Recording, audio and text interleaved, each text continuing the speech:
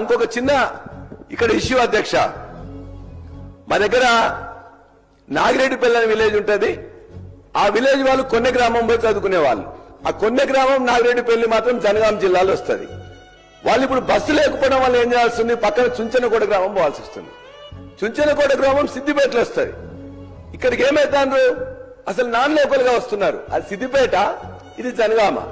రోజాల్లో పోయి చదువుకునేసరికి అక్కడ ఇబ్బంది వస్తా ఉన్నది. అట్లానే బచ్చనేపేట చుట్టుపక్కల ఉన్న వాళ్ళందరూ కూడా యాదగిరిగుట్ట ద్వారా హైదరాబాద్ పోతారు. ఆ బస్సు కూడా బంద్ చేసిన అధ్యక్ష.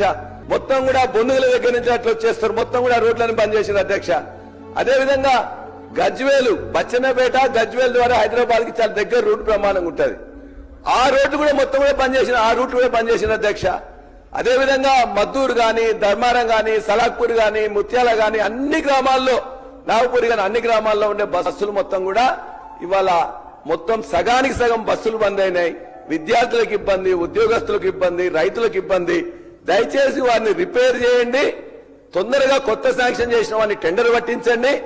హైవేని తొందరగా బాగు చేయించాలని చెప్పి, బస్సులను పునరుద్ధరించాలని చెప్పేసి మీ ద్వారా మంత్రి గారిని కోరుతున్నాను.